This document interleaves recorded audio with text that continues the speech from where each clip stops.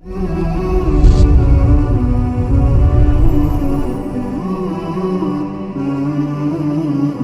اللہ الرحمن الرحیم والحمد للہ رب العالمین والصلاة والسلام علی رسول اللہ وعلی آلہ واصحابہ واتباعہ الی یوم الدین، اما بعد۔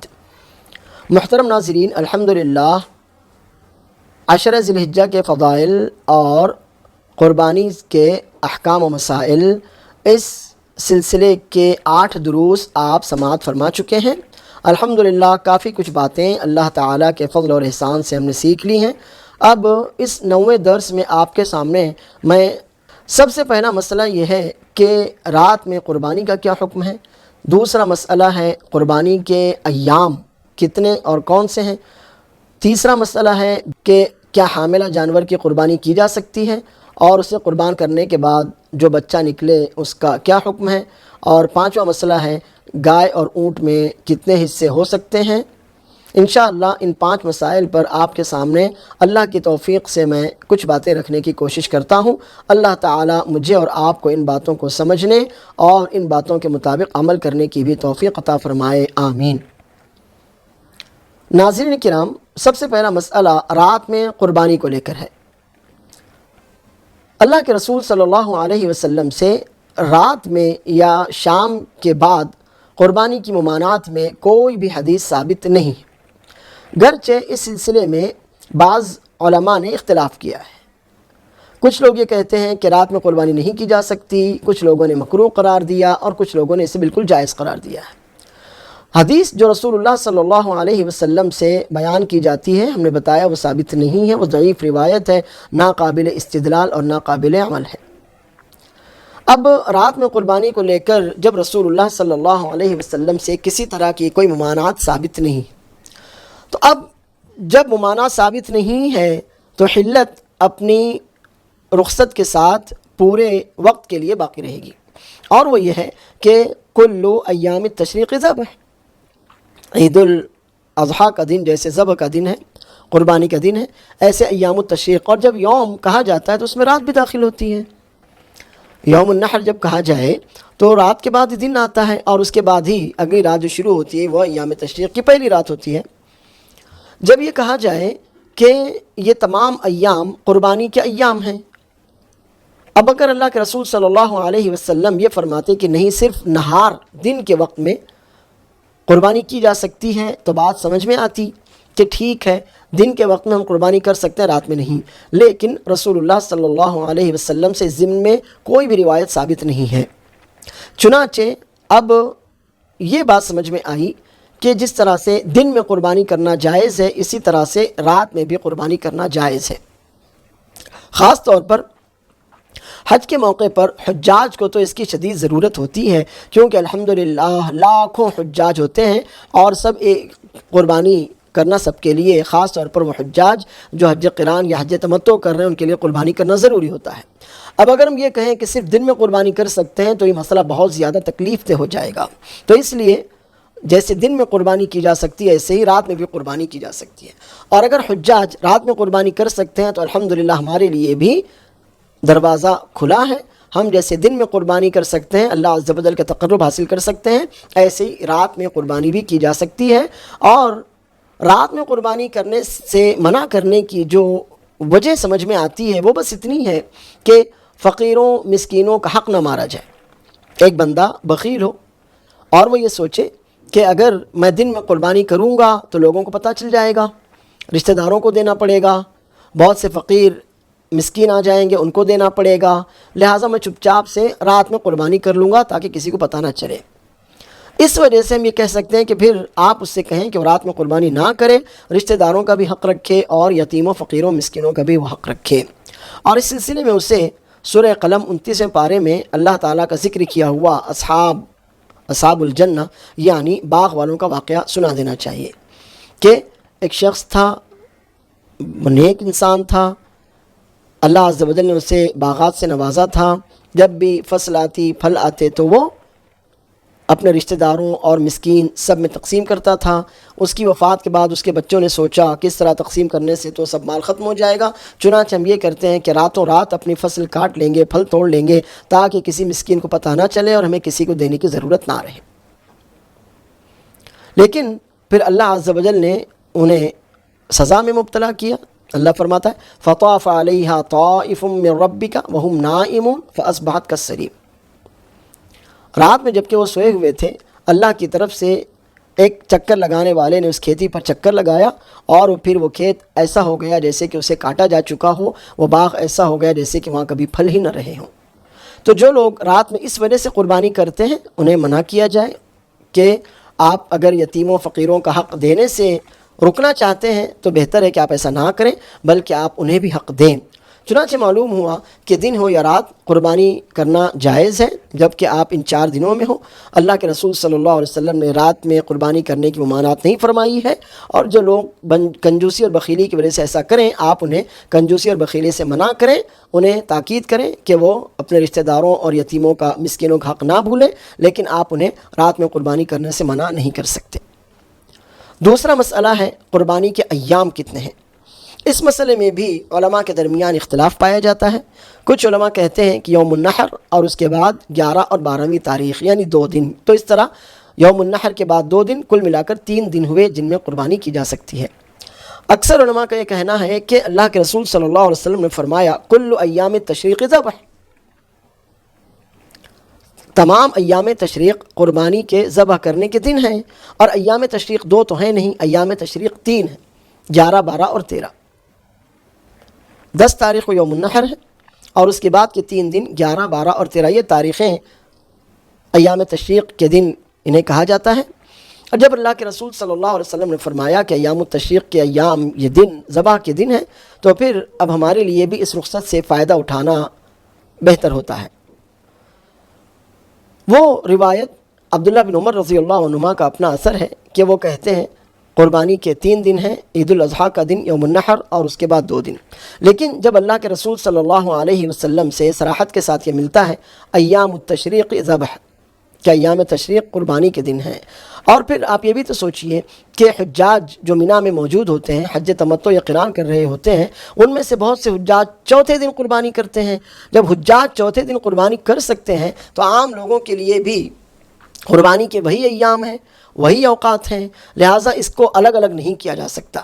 چنانچہ وہ لوگ جو قربانی کے ایام صرف 3 دن مانتے ہیں، ہم ان سے یہ کہیں گے کہ ایک تو اللہ کے رسول صلی اللہ علیہ وسلم کا فرمان واضح وضاحت کے ساتھ موجود ہے، ایام التشریق ذبح، ایام التشریق قربانی کے دن ہے، اور دوسری یہ کہ حجاج بھی 4 دن قربانی کرتے ہیں۔ اب جب حجاج قربانی کر رہے ہیں بغیر کسی روک ٹوک کے، تو عام لوگوں پر آپ ایک حکم کیسے لاگو کر سکتے ہیں جو کہ اللہ کے رسول صلی اللہ علیہ وسلم کی سنت کے مخالف ہے؟ چنانچہ راجح بات یہی ہے کہ ایام قربانی کل 4 دن ہیں، آپ کو اللہ کی طرف سے ان 4 دنوں میں قربانی کرنے کی رخصت ہے، اس لیے آپ اپنی آسانی کو تنگی اور مشکل میں تبدیل مت کیجیے۔ اللہ عز و جل کی طرف سے آپ کو رخصت دی گئی ہے، آپ کھلے دل سے اس رخصت سے فائدہ اٹھائیے اور 4 دنوں تک آپ قربانی کیجیے۔ اگر کسی جگہ ایسے لوگ رہتے ہیں کہ جو چوتھے دن یعنی 13 ذی الحجہ کو قربانی کے منکر ہوں، تو بہتر ہوگا کہ ان کے سامنے یہ حدیث رکھی جائے، انہیں قانع کیا جائے، اور اگر وہ مان لیتے ہیں تو چوتھے دن بھی قربانی کرنے کی سنت کو زندہ کیا جائے، لیکن جب کہ بڑا فتنہ نہ ہو، یہ نہ ہو کہ لوگ اس بندے کے خلاف محاذ کھول لیں، اسے سنت یا عام مسلمانوں کے احکام کے مخالف کرنے کا لقب دے دیا جائے۔ اس لیے بہتر ہے کہ ہم 4 دن قربانی کریں اور لوگوں کو بھی بتائیں کہ رسول اللہ صلی اللہ علیہ وسلم کی سنت 4 دن قربانی کی ہی ہے، اور بلا وجہ ہم اپنے اوپر اللہ اور اس کے رسول صلی اللہ علیہ وسلم کی طرف سے جو باب کشادہ ہے اس کو اپنے اوپر تنگ نہ کریں۔ چوتھا مسئلہ ہے کہ آپ نے کوئی مادہ جانور خریدا، قربانی کے لیے آپ نے مادہ جانور خریدا اور وہ جانور حاملہ نکل آیا، آپ سمجھ نہیں سکے، آپ نے تو خرید لیا، اب وہ جانور حاملہ نکل آیا تو آپ کیا کریں؟ اگر آپ کے لیے ممکن ہو کہ آپ اس سے زیادہ بہتر جانور خرید لائیں تو انشاءاللہ اس میں کوئی حرج نہیں ہے، لیکن اگر اس کا موقع نہ ہو یا یہ چیز کسی اور وجہ سے ممکن نہ ہو تو آپ کیا کریں؟ تو بے شک گابن حاملہ مادہ جانور کی قربانی کی جا سکتی ہے، انشاءاللہ اس میں کوئی حرج کی بات نہیں ہے۔ اب اس جانور کے پیٹ میں جو بچہ ہے اس بچے کا کیا کریں گے؟ اس سلسلے میں اللہ کے رسول صلی اللہ علیہ وسلم فرماتے ہیں کہ زکات الجنینی زکات امی، جنین یعنی مادہ کے پیٹ میں جو جانور موجود ہے وہ جنین ہے، اس کو ذبح کرنے کے لیے، اس کے ذبح کے لیے یہی کافی ہے کہ اس کی ماں کو ذبح کر دیا جائے۔ یعنی آپ نے ایک بکری ذبح کی، وہ حاملہ تھی، جب آپ نے اس بکری کی کھال ادھیڑی اور اس کا پیٹ چیرا تو دیکھا کہ اس میں سے تو بچہ نکل آیا ہے، اسے جنین کہتے ہیں۔ اب اس جنین کی دو حالتیں ہوں گی، یا تو وہ مردہ ہوگا، تو اللہ کے رسول صلی اللہ علیہ وسلم فرماتے ہیں زکات الجنینی زکات امی، پیٹ میں موجود بچے کی قربانی کے لیے یہی کافی ہے کہ اس کی ماں کی قربانی کر دی جائے۔ تو آپ نے جب اس مادہ جانور کو اللہ کا نام لے کر قربان کیا تو اس کا بچہ بھی اسی کے تحت شامل ہے، کیونکہ وہ الگ سے اپنا وجود نہیں رکھتا، لہٰذا اس بچے کی بھی قربانی مانی جائے گی، اور اس بچے کو اسی جانور کے جسم کا ایک حصہ مانتے ہوئے اس کا گوشت کھایا جا سکتا ہے، اس میں کوئی حرج نہیں ہے۔ لیکن دوسری صورت یہ ہے کہ وہ بچہ زندہ برآمد ہو، تو ایسی صورت میں آپ کیا کریں گے؟ اگر وہ بچہ زندہ نکلتا ہے تو پھر اس بچے کو اسی وقت قربان کر دیا جائے گا، کیونکہ اس کی جان اس کی ماں کی جان کے تابع تھی۔ ماں کو قربان کرنے کے بعد بچہ زندہ برآمد ہوا، اور نہ حقیقتاً اس میں زندگی کی الگ سے کوئی علامت نہیں تھی، نہ ہمیں اس بات کا احساس تھا کہ بچہ ماں کے پیٹ میں زندہ ہے۔ چنانچہ وہ بچہ اس کی ماں کو ذبح کرنے کے بعد بچہ نکلا زندہ سلامت باہر آیا، مگر اس کو قربان کرنا ضروری ہے، کیونکہ آپ نے اس بچے کے ساتھ اس مادہ جانور کو خریدا تھا۔ تو اب جیسے اس مادہ جانور کو آپ نے قربان کیا، اس بچے کو بھی آپ الگ سے قربان کریں گے۔ تو یہ دو مسئلے جان لیجئے کہ اگر آپ نے کوئی حاملہ جانور خرید لیا ہے، آپ کو پہلے ہی پتہ چل گیا، تو آپ اس سے زیادہ بہتر جانور سے بدل سکتے ہیں۔ لیکن اگر اس کا موقع نہیں تھا، آپ نہیں بدل سکے اور آپ قربانی کریں، تو بے شک حاملہ جانور کی قربانی جائز ہے، آپ کر سکتے ہیں۔ اب جب آپ حاملہ جانور کی قربانی کریں گے تو اس کے پیٹ میں موجود بچے کی دو حالتیں ہوں گی، یا تو بچہ مردہ ظاہر برآمد ہوگا اور یا تو زندہ ہوگا۔ اگر بچہ مردہ برآمد ہوتا ہے تو اس جانور کے جیسے دوسرے گوشت کا حکم ہے، جائز ہے، ویسے ہی اس بچے کا کھانا بھی جائز ہے۔ زکات الجنینی زکات امی، مادہ جانور کو قربان کرنا ہی اس کے پیٹ میں موجود بچے کی قربانی کے لیے کافی ہے۔ الحمدللہ آپ کو اس بچے کو الگ سے قربان کرنے کی ضرورت نہیں ہے، اور اس بچے کا گوشت آپ کے لیے جائز ہوگا جیسے اس جانور کا گوشت آپ کے لیے جائز ہے۔ لیکن اگر وہ بچہ زندہ برآمد ہوا تو ایسی صورت میں زکات الجنینی زکات امی والی حدیث نہیں، بلکہ اب چونکہ اس کی اپنی روح مستقل ہے، اس کا اپنا وجود مستقل ہے، اس لیے اب آپ اس کو بھی قربانی کرنے کے پابند ہوں گے، اس کو ذبح کرنے کے آپ پابند ہوں گے۔ اور اس جانور کو اس لیے ذبح کیا جائے گا کیونکہ وہ جانور اب تک اپنی ماں سے الگ نہیں تھا، آپ نے اس جانور کے ساتھ اس جنین کے ساتھ اس مادہ جانور کو خریدا تھا، اور اس پورے جانور کے قربانی کے حکم میں اس جانور کی قربانی بھی ہوگی، اور اسے الگ سے دوسرا جانور نہیں مانا جائے گا۔ تو واضح ہوا کہ نمبر 1 حاملہ جانور کی قربانی جائز ہے، نمبر 2 اگر حاملہ جانور کی قربانی کے بعد بچہ زندہ برآمد ہوتا ہے تو اسے ذبح کیا جائے گا کیونکہ اس کی مستقل حیات ہے، نمبر 3 اگر حاملہ جانور کی قربانی کے بعد بچہ مردہ برآمد ہوتا ہے تو اسے الگ سے ذبح کرنے کی ضرورت نہیں ہے، اس کا حکم اس کی ماں کے حکم کے تابع ہے، اور آپ اسے اللہ کا نام لے کر ذبح کر چکے ہیں۔ 5واں مسئلہ ہے جانور، قربانی کے جانوروں میں حصے۔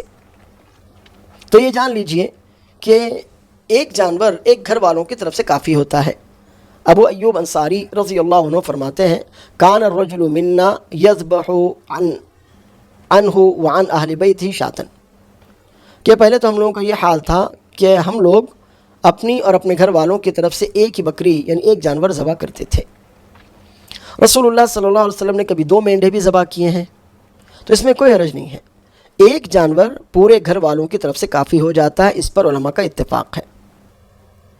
چاہے پھر وہ اونٹ ہو، آپ پورے گھر والوں کی طرف سے کریں کافی ہو جائے گا، وہ گائے بیل ہو، آپ پورے گھر والوں کی طرف سے قربان کریں کافی ہو جائے گا، وہ بکرا بکری ہو، ایک جانور پورے گھر والوں کی طرف سے آپ کریں کافی ہو جائے گا، چاہے آپ کے گھر میں 100 افراد کیوں نہ ہوں۔ ہاں جہاں حصے کی بات آئے گی تو جان لیجئے کہ بکرا، بھیڑ، دمبا ان جانوروں میں حصے نہیں ہوتے. ایک فیملی کی طرف سے ایک جانور، ایک گھرانے کی طرف سے ایک جانور پورا آپ کو کرنا پڑے گا. یہ نہیں ہو سکتا کہ دو لوگ سوچیں کہ 20,000 کا بکرا آ رہا ہے، میرے پاس 10,000 ہیں، تم 10,000 ملاؤ اور ہم دونوں اپنی اپنی فیملی کی طرف سے یہ جانور قربان کر لیں گے. ایسا نہیں ہو سکتا. ایک بکرا ایک گھر کی طرف سے ہی کافی ہوگا، مذکر ہو یا مؤنث. بکرا، بھیڑ، دمبا، بکری اور بھیڑ دمبے کی مادہ، جو بھی مذکر، مؤنث، نر، مادہ ہیں، اس سے کوئی فرق نہیں پڑتا. بس یہ یاد رکھیے کہ ان میں حصے نہیں ہوتے، ان میں شراکت داری نہیں چلتی، اور وہ پورے ایک گھر والوں کی طرف سے کافی ہو جاتے ہیں. ایک جانور آپ کے لیے کافی ہے. گائے اور بیل میں 7 حصے ہوتے ہیں، اونٹ میں 10 حصے ہوتے ہیں. جابر بن عبداللہ رضی اللہ عنہما کہتے ہیں كنا مع رسول اللہ صلی اللہ علیہ وسلم فی سفر فحضر الاضحى فاشترکنا فی البعیر عن 10 والبقرة عن 7. ہم رسول اللہ صلی اللہ علیہ وسلم کے ساتھ سفر میں تھے. عید الاضحیٰ کا موقع آ گیا تو ہم نے وہاں قربانیاں کیں. کیسے کیں؟ ہم لوگ ایک ایک اونٹ میں 10 افراد شریک ہوئے اور ایک ایک گائے میں 7 افراد شریک ہوئے. یہی قول راجح ہے. کچھ لوگ یہ کہتے ہیں کہ نہیں، سفر میں ایک اونٹ میں 10 لوگ شریک ہو سکتے ہیں، لیکن عام حالات میں اونٹ میں بھی 7 ہی حصے ہوں گے. مگر ایسی کوئی خصوصیت کی دلیل نہیں ہے. بس جابر رضی اللہ عنہ نے اپنا ایک اتفاقیہ واقعہ بیان کیا، اور اصل جو دلیل ہے ہمارے لیے وہ ہے فاشترکنا فی البعیر عن 10 والبقرة عن 7. ہم لوگ اونٹ میں 10 افراد شریک ہوئے اور گائے میں 7 افراد شریک ہوئے. تو معلوم ہوا کہ ایک اونٹ میں 10 افراد، اور 10 افراد یعنی 10 اہل بیت، 10 فیملیز، 10 گھرانے شریک ہو سکتے ہیں. اور گائے میں 10 فیملیز، 10 گھرانے شریک ہو سکتے ہیں. گائے میں 7 حصے ہوتے ہیں. گائے میں 7 افراد یا 7 فیملیز، 7 گھرانے شریک ہو سکتے ہیں. گائے میں 7 کی حد ہے، اونٹ میں 10 کی حد ہے، اور بکری میں 1 کی حد ہے. 1 سے زائد فیملی بکری میں شریک نہیں ہو سکتی. اب بکری کے تعلق سے تو واضح ہے کہ ایک خاندان یعنی ایک گھر کی طرف سے، ایک اہل بیت کی طرف سے بکری کافی ہے. لیکن گائے کے بارے میں یہ جان لیجئے کہ یا تو ایک فیملی کی طرف سے ایک گائے پوری کر دی جائے، ایک گھرانے کی طرف سے وہ گائے ہو گئی، اور یا تو پھر اگر اس میں لوگ شریک ہو رہے ہیں تو پھر 7 افراد یا 7 گھرانے والے، 7 فیملیز اس میں شریک ہو سکتے ہیں. 3 4 5 6 جی نہیں، 8 9 10 جی نہیں. اگر شراکت ہو رہی ہے تو 7 افراد یا 7 فیملیز ہی اس میں شریک ہوں گے. کبھی ایسا ہوتا ہے کہ 6 ہی لوگ میسر ہوتے ہیں، 7واں کوئی نہیں ہوتا، تو ان میں سے کوئی ایک بندہ اپنے کسی گھر میں سے کسی ایک فرد کی طرف سے دوسرا حصہ لے لے. لیکن 7 سے کم یا 7 سے زیادہ افراد یا فیملیز گائے میں شریک نہیں ہو سکتے. یا تو ایک ہی گھر والے پوری گائے ذبح کر دیں اپنی طرف سے، اور یا تو یہ کہ اس میں 7 الگ الگ افراد یا 7 فیملیز شریک ہوں، اس سے کم بھی نہیں اور اس سے زیادہ بھی نہیں. اونٹ تو یہ بھی ممکن ہے کہ ایک گھر والے اپنی طرف سے پورا اونٹ ذبح کر دیں، جائز ہے. لیکن اگر لوگ شریک ہو رہے ہیں تو پھر ایسی صورت میں 10 افراد یا 10 فیملیز شریک ہو سکتے ہیں. 6 7 8 9 بھی نہیں، 11 12 13 بھی نہیں.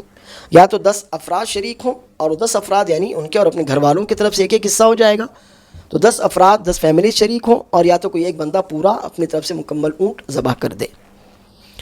اسی میں کچھ لوگ ایسا کرتے ہیں کہ جب جانور میں حصے ڈالتے ہیں تو ایک حصہ رسول اللہ صلی اللہ علیہ وسلم کے نام سے بھی رکھ لیتے ہیں. یہ بدعت ہے. رسول اللہ صلی اللہ علیہ وسلم کو ہماری قربانی کے جانوروں میں حصے کی کوئی ضرورت نہیں ہے، اور ایسا کرنا رسول اللہ صلی اللہ علیہ وسلم یا صحابہ کرام سے ثابت بھی نہیں ہے. چنانچہ وہ لوگ جو گائے یا اونٹ میں حصہ ڈالتے ہیں تو ایک حصہ رسول اللہ صلی اللہ علیہ وسلم کا ڈالتے ہیں. یہ کام بدعت ہے، اس پر ان کو ثواب نہیں ملے گا بلکہ وہ گناہ گار ہوں گے. اسی میں ایک مسئلہ یہ بھی ہے شراکت میں کہ کچھ لوگ گائے میں شریک ہوتے ہیں، کچھ قربانی عید الاضحیٰ کی قربانی کرنے کے حساب سے کی نیت سے شریک ہوتے ہیں، اور کچھ لوگ اسی گائے یا اونٹ میں اپنے بچوں کا عقیقہ شریک کر دیتے ہیں. تو جان لیجئے پہلی بات تو یہ ہے کہ عقیقہ ایک الگ مستقل عبادت ہے. عید الاضحیٰ کی قربانی اضحیہ یہ ایک الگ مستقل عبادت ہے۔ دوسری بات یہ ہے کہ اضحیے میں بہیمۃ الانعام، اونٹ، گائے، بکری، تینوں جانور جائز ہیں، جبکہ عقیقے میں رسول اللہ صلی اللہ علیہ وسلم سے سیدھے سیدھے شات کی بات آئی ہے، یعنی بکری کی بات آئی ہے، بکری ہو، بھیڑ ہو، دمبا ہو، اسی کی بات آئی ہے۔ اونٹ اور گائے میں عقیقے کی کوئی بات نبی صلی اللہ علیہ وسلم سے ثابت ہی نہیں ہے، بلکہ ام المومنین عائشہ رضی اللہ عنہ کی ایک بھتیجے کی ولادت ہوئی، ان سے کہا گیا آپ اونٹ سے اس کا عقیقہ کیجیے، انہوں نے کہا معاذ اللہ الا ما فعلہ رسول اللہ صلی اللہ علیہ وسلم، کیا آپ اونٹ میں بچے کا عقیقہ کر دیجیے؟ انہوں نے کہا جی نہیں، اللہ کی پناہ، میں تو وہی کروں گی جو رسول اللہ صلی اللہ علیہ وسلم نے کیا اور جو آپ نے فرمایا ہے، اور وہ ان الغلامی شاتانی مکافاتان، کہ لڑکے کی طرف سے 2 ایک جیسی بکریاں، وان الجاریت شات، اور بچی کی طرف سے 1 بکری، بکرا یا بکری۔ تو جان لیجئے کہ جو لوگ ایک گائے میں ایک حصہ قربانی کا ڈالتے ہیں، ایک حصہ عقیقے کا ڈالتے ہیں، تو ان کا یہ عمل بالکل غلط ہے۔ قربانی الگ عبادت ہے، اس میں شراکت جائز ہے گائے اونٹ میں، لیکن عقیقہ ایک الگ مستقل عبادت ہے، اس کی حیثیت الگ ہے، اور وہ بکری میں ہوتا ہے، اونٹ اور گائے میں ہوتا نہیں، اور اس کے بعد اس میں شراکت داری بھی نہیں چلتی۔ تو وہ لوگ جو اونٹ یا گائے میں عقیقے، اضحیہ، میت کا حصہ، نبی صلی اللہ علیہ وسلم کا حصہ، اس طرح سے حصے ڈالتے رہتے ہیں، تو جان لیجیے کہ ان کا ایسا عمل رسول اللہ صلی اللہ علیہ وسلم اور صحابہ کرام رضوان اللہ علیہم اجمعین سے ثابت نہیں ہے۔ الحمدللہ اس درس میں ہم نے 5 اہم ترین مسائل آپ کے سامنے رکھے۔ سب سے پہلا مسئلہ ہے رات میں قربانی۔ تو ہم نے بتایا کہ اللہ کا فضل ہے، آپ کے لیے معاملہ کشادہ ہے، آپ دن میں قربانی کریں یا رات میں کریں، انشاءاللہ کوئی حرج نہیں ہے۔ دوسرا مسئلہ قربانی کے ایام۔ تو ہم نے آپ کو بتایا کہ قربانی کے کل 4 ایام ہیں، 10 ذی الحجہ یوم النحر، 11 ذی الحجہ، 12 ذی الحجہ اور 13 ذی الحجہ ایام تشریق۔ قربانی کا وقت عید الاضحیٰ کی نماز کے بعد سے شروع ہوتا ہے اور 13 ذی الحجہ کو سورج ڈوبنے سے پہلے تک رہتا ہے۔ یہ 4 ایام قربانی کے ایام ہیں، لہٰذا آپ 10، 11، 12، 13 جن تاریخوں میں یا جس تاریخ کو مناسب سمجھیں دن میں یا رات میں قربانی کر سکتے ہیں۔ تیسرا مسئلہ کہ حاملہ جانور کی قربانی بے شک جائز ہے۔ اگر حاملہ جانور کے پیٹ سے بچہ نکلتا ہے تو اس کی 2 صورتیں ہوں گی، یا تو وہ مردہ نکلے گا، اگر مردہ نکلے گا تو اس کی ماں کو ذبح کرنا اس کے ذبح ہونے کے لیے کافی ہے، اور اگر زندہ نکلتا ہے تو پھر ایسی صورت میں اس کو مستقل ذبح کرنا پڑے گا۔ اور 5واں مسئلہ ہم نے آپ کو یہ بتایا کہ بکری، گائے اور اونٹ، بکری میں حصے داریاں نہیں ہوتی، شراکت نہیں ہوتی، ایک آدمی یا ایک اہل بیت کی طرف سے بکری کافی ہو جاتی ہے۔ گائے میں 7 افراد یا 7 اہل بیت شریک ہو سکتے ہیں، اور اونٹ میں 10 افراد یا 10 فیملیز شریک ہو سکتے ہیں۔ تفصیل الحمدللہ پورے درس میں ہم نے آپ کے سامنے رکھ دی ہے۔ یہ 5 مسائل ہیں، آپ ان پر توجہ دیجئے۔ اللہ تعالیٰ مجھے اور آپ کو ان سب باتوں کو سمجھنے کی اور ان سب باتوں پر قرآن و سنت کے مطابق عمل کرنے کی توفیق عطا فرمائے، آمین۔ وآخر دعوانا ان الحمدللہ رب العالمین۔ السلام علیکم ورحمۃ اللہ وبرکاتہ۔